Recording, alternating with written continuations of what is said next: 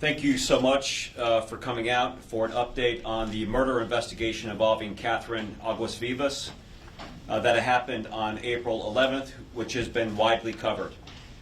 Two large updates that I'll provide today, and at the end I'll open myself for any questions.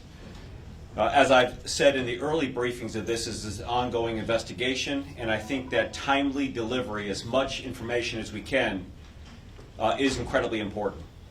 The first is we're no longer looking for a green 2002 Acura. We've located that vehicle. The circumstances leading up to that are one that I'll describe out now, that the car was legitimately owned by a family in Winter Springs. They sold that to a legitimate car dealership back in December. Sold the car or traded the car in. As car dealerships typically do, they traded off to an auto auction. It went to an auto auction and then ultimately was purchased by a buy here, pay here owner operator who sold it from their lot in Seminole County. They sold it. It was still titled to the original owners in Winter Springs. It had not had enough time to work out the transfer of title, and the people who purchased the car never came back to finish the additional paperwork. They still owed the person money, so the car has been out on the streets probably since February, unregistered, undocumented with a license plate. Any license plate that it had on at any given time was just temporarily put on, largely from a stolen tag. What's unique about a 2002 green Acura in the state of Florida, there were only 3 in the state of Florida. 2 had been salvaged and only 1 existed in the state. When we look at records, the first time authorities came in contact with this was when it was towed on March 19th from an Orlando apartment complex. The car was backed in, parked illegally, probably had no tag on it at the time, and it was towed from an Orange County apartment complex on March 19th. The tow truck driver of that particular tow of this vehicle was a murder victim in Orange County that happened 1 day before our kidnapping murder. April 10th, a tow truck driver was murdered in Orange County. At that scene, a green vehicle matching the description of this green vehicle was located, and there was more than 100 rounds fired at that location. One of the rounds found at the scene were 10mm rounds, which is, again, an incredibly unique and uncommon round for us to see out on the streets. As you can imagine, the Orange County Sheriff's Office, this is their case. They've been working this thing aggressively, and they have been partnering with our organization on the murder investigation that we're looking into with Katherine to connect the dots between the 2 locations. We were able to locate this vehicle just recently on Saturday, April 13th, 1 day after we had the news conference announcing that we were investigating a murder. It once again was parked and abandoned in an Orange County apartment complex and was towed through a contractual tow service. When a tow service tows a vehicle that is illegally parked in an apartment complex, they have a responsibility to contact either the tag or through VIN to report into a system. That is how the VIN number was identified. Again, the VIN number was unique because there was only 1 2002 green Acura left in the state of Florida. When the VIN number ran, we immediately knew it was our car. That vehicle then was collected, transferred to the Orange County Sheriff's Office to be evaluated for evidence with the Orange County team and the Seminole County team. So no longer looking for the car.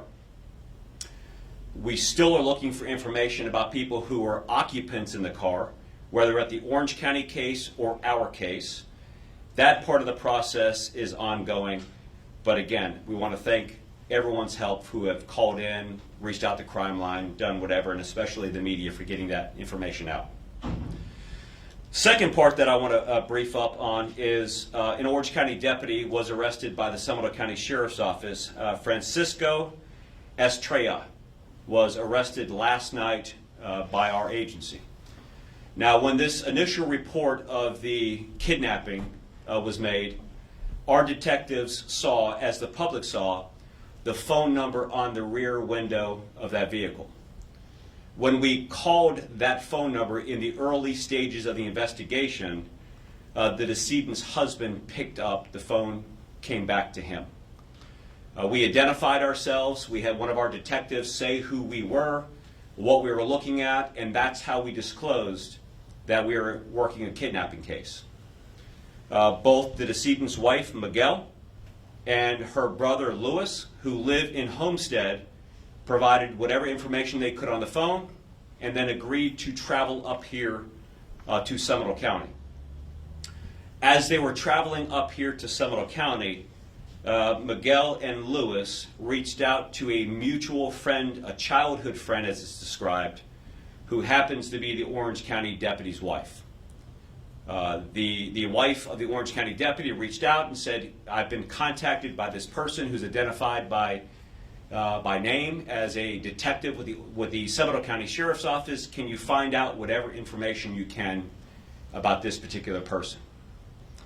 The deputy then picks up the phone, calls our detective, and gives a false name and identifies himself as a detective with the Orange County Sheriff's Office, wanting to get information about this case.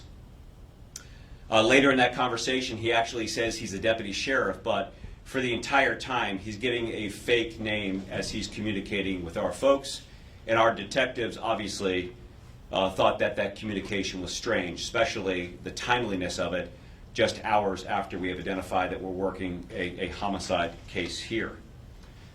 In addition to that, we knew that the Orange County deputy and wife accessed illegally the Florida David system and pulled up the unique characteristics, home address, photographs, signatures of our primary detective working the case, and all of the communication between the Orange County deputy and our detective working the case was then recorded, all communicated back to the decedent's husband, who was on his way here. When he was here, I had mentioned in the briefing on Friday that he has been cooperative. He has provided, to the extent that he feels comfortable with, what was going on Friday. I think when I laid out those circumstances, I said that her vehicle was being rammed by the vehicle behind her. They didn't call 911, he didn't call 911, and then her phone looked like it was immediately turned off after that. So he's on his way up here. He is contacting whoever he can, and he cooperates to the extent that he feels comfortable with. Part of that cooperation is he gives us his phone. We ask for his phone, he gives us his phone, we forensically examine that phone, and that's how we found the communication between the Orange County deputy and his wife and him. It came through the examination of that phone. That is why he has now been charged with 5 felonies here in Seminole County. 2 of those felonies deal with recording and releasing the audio file of the detective's conversation with him. 2 of those charges relate to unlawfully accessing a police database, and particularly the David system that released unique characteristics of the home address, photograph and signatures of the lead investigator in this case. And then the last charge is the use of a two-way communication device in the commission of these felonies. He has just gone through first appearance at 2 o'clock here in Seminole County today.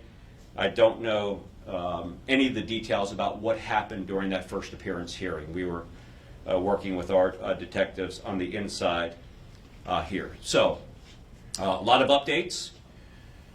We still have incredibly dangerous people that are out there on the streets. We still want to encourage our public to again, not approach these individuals. They should be perceived as armed and dangerous. Anybody who has any information about the occupants of this incredibly rare vehicle here in the state of Florida should contact authorities, either the Orange County Sheriff's Office or the Seminole County Sheriff's Office, or if you feel more comfortable, Crime Line, where you could be eligible for a reward and remain anonymous as we go. Again, with that, I'll open for any questions about the additional information that we're briefing on today. Sheriff, just to clarify here, are you suggesting that this investigation that you're doing is connected to the Taft shooting that happened last week, where the guy was shot up in front of the house with all those bullets? Is that the one that you're referencing? So it's either connected or it's a heck of a coincidence, right? I think that what we need to do is to make sure that physical evidence and evaluation and reports can positively make that connection. But what we do know now is this vehicle, our suspect's vehicle by unique VIN number, was towed back on March 19th from the murder victim. At the scene, there are more than 100 rounds, but a good percentage of those rounds on the ground are 10 millimeter, the gun used in the murder of our victim that we found burnt up in the vehicle in Osceola County. So I absolutely think they're connected, but we'll have to have physical evidence that absolutely proves that. When that shooting happened on Wednesday, and again, there's a lot of moving parts here, so I want to make sure for clarity, that car wasn't on the scene in Taft last Wednesday. That car was towed 2 or 3 weeks before then, right? And then released. So what we have, and I don't want to get too far into the Orange County investigation, although they are working hand in glove with our detectives here, but a green vehicle was seen at that location. It seems like it was towed back in March, ultimately released on the scene of this particular crime. So we think the green vehicle was there at the murder scene. In the Orange County murder scene? Yes. Secondly, so this conversation with this deputy to your detectives, recording without that detective's permission, sharing with the husband, clearly you guys have filed criminal charges in that case. Has this impeded your investigation, in your opinion? So you know, we're talking about the deputy's involvement. It has no negative involvement in our investigation, but absolutely creates a dangerous environment for our deputies and our staff. You know, we know that this deputy relayed this information to the decedent's husband, Miguel, but at this point in time, we don't know who else he may have shared that information with. And I think that any person who's ever turned on the TV, you know, seen the things that are incredibly challenging out there, and find out the unique, bizarre characteristics of these cases, I don't know that any of us will want our names and our home addresses released, especially if we had a responsibility to enforce and hold the violators of this accountable. So I think we're incredibly concerned, but the involvement of the Orange County deputy does not slow us down at all and does not have negative effect on the case that we're working. Do you know what he was trying to do? What was that deputy trying to gain from going and looking that up? Well, that's going to be a great part of what I hope the ongoing investigation is, both here and I know independently Orange County would conduct their own administrative investigation. But you know, we know that, or we believe that they were childhood friends. Of course, there was a relationship with there, but what they had to gain is something that that I'm incredibly interested in. Why would somebody do this? Why would they put their own job and life on the line to communicate with one of our detectives, to give an alias in the process? Now, he's been an Orange County deputy for 1 year, but to give an alias in the process, never knowing that Miguel, the decedent's husband, is going to release his phone. If he didn't release the phone, I don't know we would ever know this. So this is it's incredibly frightening, and but I suspect we'll find a lot more about this as the investigation goes on. This is just last night we arrested him. Forgive me if you said this and I missed it trying to follow this all. How much detail did your investigators give this deputy, or non-details? Yeah, so as soon as our detectives received this call from the Orange County detective, as he called himself, they were immediately on alert and very suspicious of the communication, and really gave him nothing, absolutely nothing. But as soon as that happened and they hung up the phone, trust me, that was a topic of conversation in the room. What was that about? This stands out and is incredibly suspicious. When they later contacted the Orange County Sheriff's Office, they're like, we don't have a deputy with that last name nor a detective, but we have a phone number that is connected with somebody. Actually, interestingly enough, he gave the same first name, but just gave a different last name. Given the extreme details of both of these situations that we're now potentially talking about, have your detectives or Orange County's detectives uncovered any possibility that this is either gang or cartel connected? Well, I think that any person who looks at these circumstances would automatically go there. And our investigation is also exploring any possibilities of that. But at this point in time, I'm not ready to turn that rock over and disclose whether or not we're going to do that. Trust me, when and if that becomes a topic here, you'll see me standing right here and telling as much information as you can. But when you look at this thing, I mean, this is right out of a television show, right? You see these things. There's a lot of bizarre circumstances here, and now to have this vehicle connected, unique characteristics, the rareness of the vehicle. So, not yet. In the arrest paperwork for the Orange County deputy, the word cousin came up, that he was in some way a cousin of the woman who was carjacked and then later found in Osceola County. You believe that's her. You're saying a family friend. Was he throwing around the word cousin to try to gain credibility, or was there actually a relationship? Dave, I don't know if there's an actual relationship. What I'm finding with this particular case, there's a lot of referring to friends as family. I gave a news conference on Friday, and I said we have not been able to locate any family members in the area. We now have since located, we believe, two, one in Volusia County and one in Osceola County.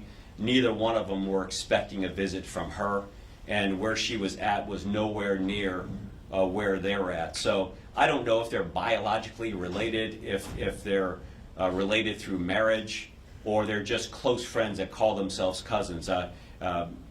We're not at that point yet where we can identify that. We do believe that they grew up together, possibly in the Dominican Republic, before coming over here. So that's largely the decedent's husband and the deputy's wife. Have you yet figured out why, in fact, she was here?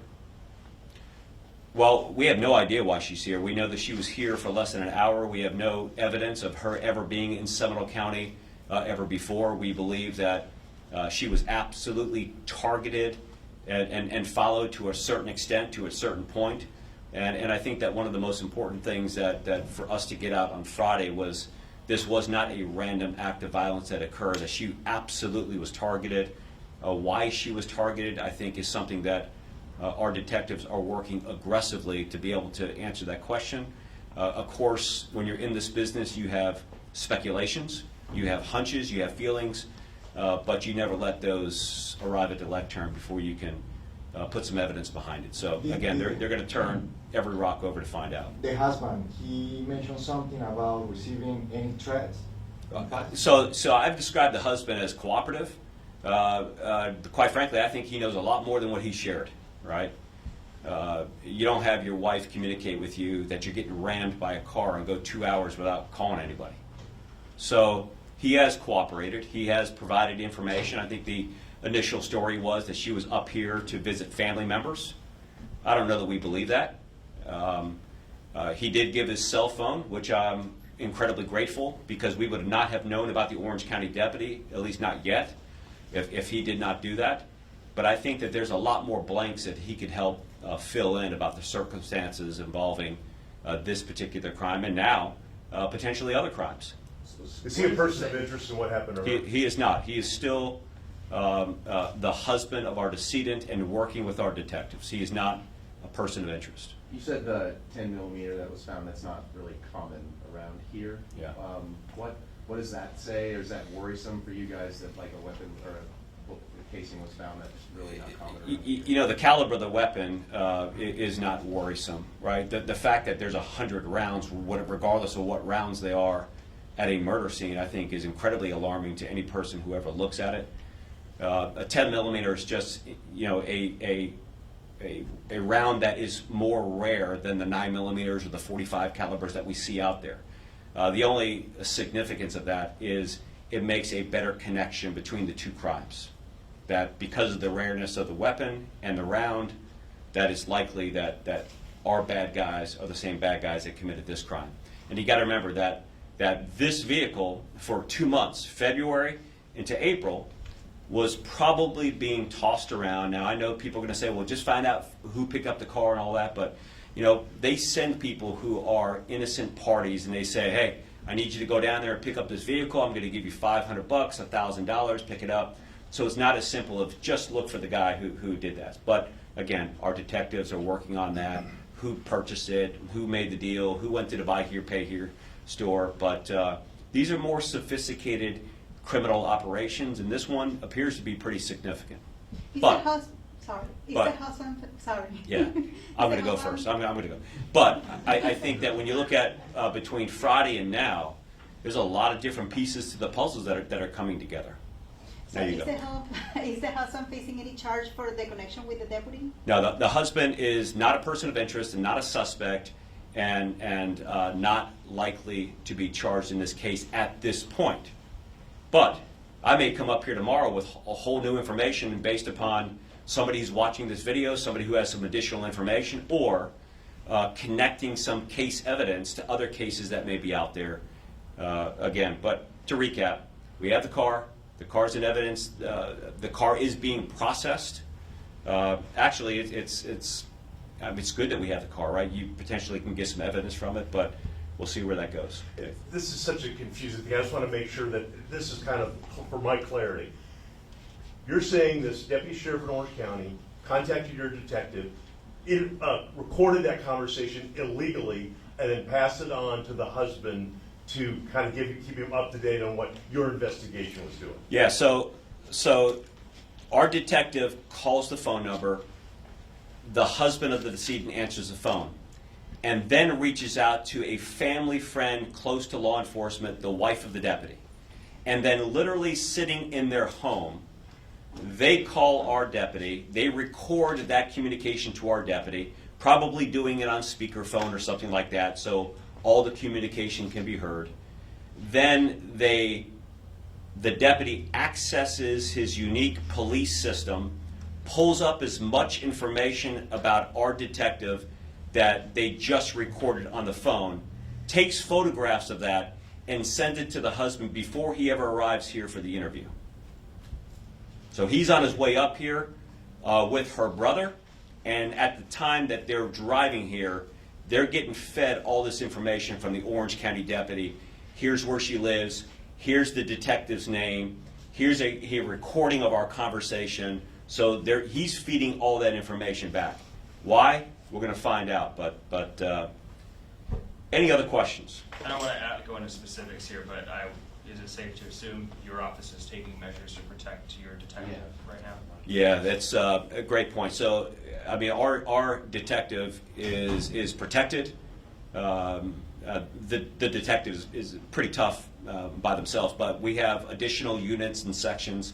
The last place that anybody would want to go is around this detective right now. I can promise you that. Why is all that information there to begin with? Is the information on every detective in that system? Well, every citizen. It's actually your driver's license system. You know, we've had some reports of misuse of what's called the DAVID system, the driver's license information system. And this is a prime example of misusing it, not just from an average citizen, but for a law enforcement official working this particular case. So, Is the police in Homestead involved in the investigation? Any search warrant over there? we're not doing any search warrants. Again, the husband is not a suspect, but the authorities down there in South Florida have been helpful and have been partners with us as we move throughout this case. Again, we're not working any criminal case down there, but if we do, I promise you, you're going to be the second to know behind our team. So. Any message for anybody that was potentially connected? I mean, they went after the tow truck driver potentially weeks after he towed this car. Are you worried that there might be others out there that need to get in touch with you because they could be in harm's way right now? Yeah, I think that the question is, could there be others that are in harm's way? I hope that somebody that's listening and seeing this that feels like that they may be in harm's way to contact us and tell us everything that they possibly know and seek a safe haven of protection with coming forward and disclosing as much information as they possibly can. But again, we're going to backtrack and connect some of the cases that are open in probably a lot of different jurisdictions and be mindful of kind of the aftermath of how this thing evolves. So that's today's update. I appreciate it, and talk to you guys soon. Thank you.